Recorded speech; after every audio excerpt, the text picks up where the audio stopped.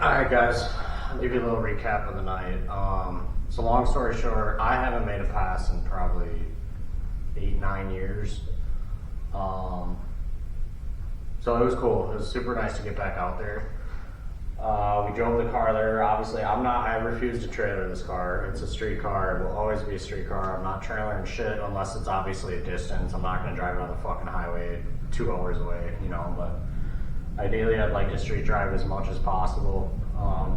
I threw that belt and got another belt, and threw that one on. I threw the tools in the car just in case, because I didn't know if there's an alignment issue. It doesn't look like it has an alignment issue, but apparently we made 3 passes in it, which I'll kind of recap here before I show you guys. But apparently I jinxed myself because I Snapchatted the boys, you know, I made 3 passes and it came home in one piece. Well, immediately after saying that Snapchat, belt goes flying everywhere, you know, about a mile down the track from the road. So it made it all night long at the track without a single issue on anything, which was phenomenal. Other than, I mean, the track is super greasy. It's 85 degrees, high humidity. The mosquitoes were freaking terrible. But the car ran good. I mean, it doesn't have a trans brake, so I'm foot braking it right now. This winter it'll get a trans brake and a bunch of other shit, obviously. But so yeah, I pretty much just took the fan bam out there and just wanted to have a little fun and just see what the car would do 8th mile wise. And so yeah, on the way home, I ended up throwing another belt. So I ended up parking it behind my buddy's shop overnight, which was kind of scary, but we made it through. And then I threw a new belt on it in the morning and got it home. Yeah, I mean, everything's fine on it. It was a good time. We had a blast. The kids had fun. So we'll just go into a recap of each pass. First pass, I got out there, did a little burnout, and it took it initially, and then as soon as I hit second, that converter locks up like pretty quickly and it just kicks the tire. Tried to drive it, but it isn't gonna regain the tire. Especially these tires are pretty much shit, so hopefully, I mean, you guys can see in the video, it just lost a tire immediately, and there's really no point in even trying to drive it, but I'm gonna have to order a new set of tires, which I might switch to radials. I don't know, we'll see. We'll see what happens. So yeah, that's pretty much kind of the recap on the first pass. I mean, that's the first time I've been out there in years and years, so it was cool.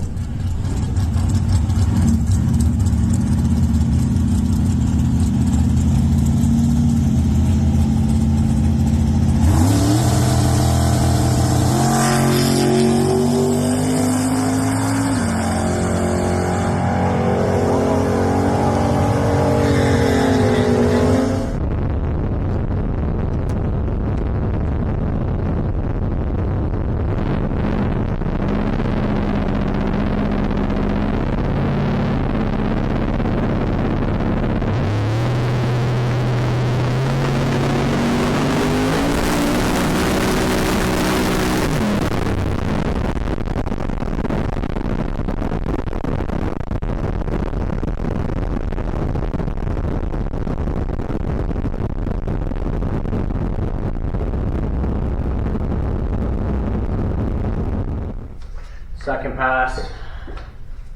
pass, it kind of started to cool down. We lowered the tire pressure a little bit more, which I knew was going to work. It always does, typically, obviously. And I get out there, and it took every bit of it. I hit the brakes way too early, you know, rookie mistake. First of all, I hit the brakes way too early. I wanted to run a full 8th mile, and I didn't even make it to the cones. But aside from that, between driving the car on these Hoosiers, they like to fucking, the sidewall on these are fucking pretty loose. So I was just driving the car and just kind of forgot. I almost like in the moment thought I was in 3rd, and then I realized it was fucking off the chip. So I went to hit 3rd and it took it just fine. Like it ran a hell of a pass. I was super stoked.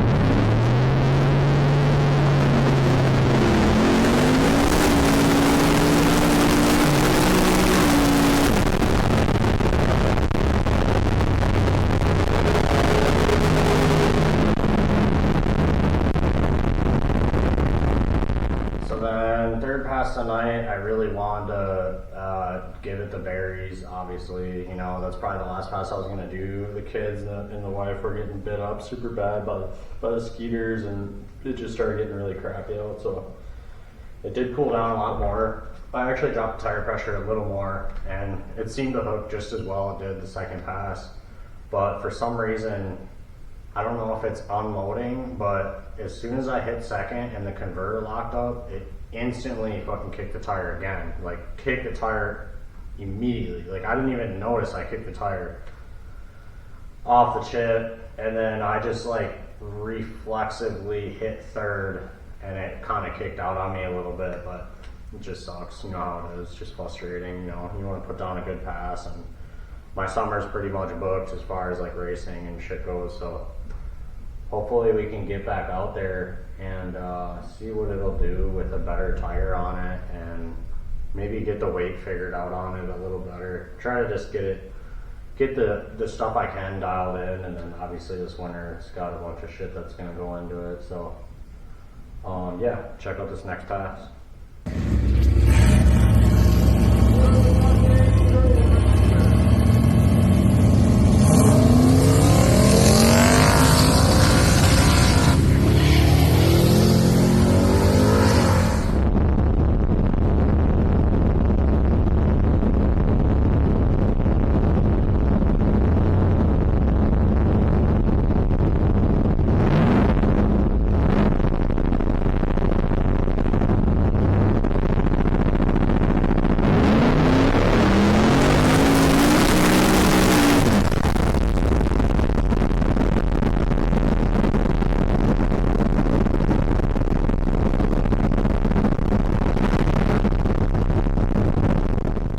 That's the other thing too. Hi, puppy. Another thing about the car, I just kind of wanted to show you guys the rear end that's in it right now. It's pretty like bone stock, you know. It's got the ARB kind of half-ass in there. Some shitty MIG welds on it, but the axle tubes are not welded, which I'm happy I didn't have a trans brake, because they'd probably be in pretty rough shape. And then there's no extension on the lower control arm bracket. Strange. I think they're single. Yeah, they're single adjustables. I think they're single adjustables. And then it's just got some coils on it. It's got aftermarket lowers and aftermarket uppers too, so it's got a good set of lowers and uppers, and can't really tell if the torque boxes are done. They do look like they have been done, actually. At least like, I don't know, 16 gauge apparently. Something, a little something. But yeah, the uppers are still factory. But yeah, I mean, for the most part, apparently, allegedly, it's got hardened axles in it or something. I don't know what kind of axles. I really don't know much about the rear end, but it works. It works all right. And then that converter, that's a whole nother deal. It's got like a budget Jegs XHD, I think it is, like 3800 stall.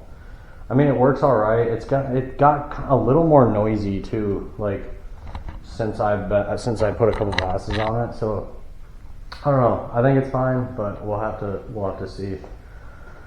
So yeah, I want to get those tubes welded probably as soon as possible before it goes out again, just to try to minimize the damage to that rear end with no other reinforcement on it. I mean, probably making 700 foot-pounds, I would guess, somewhere in there.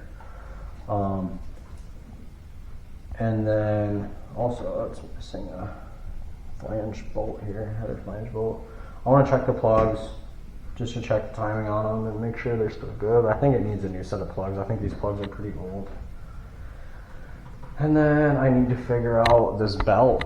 Something's going on with this belt. I can't figure it out.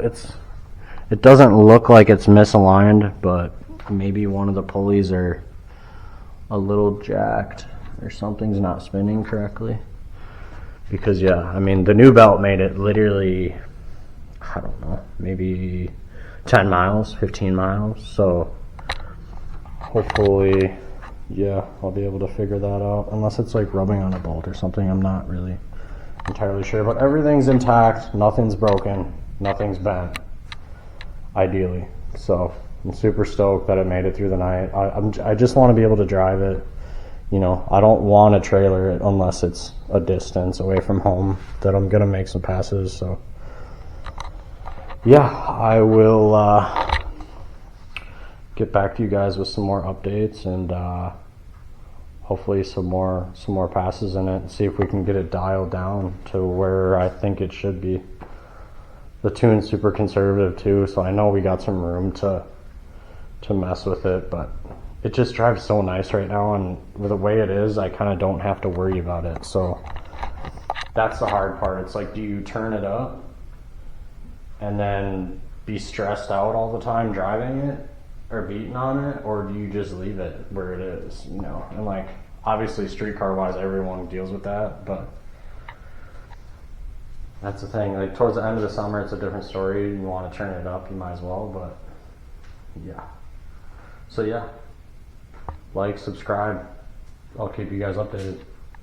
Deuces.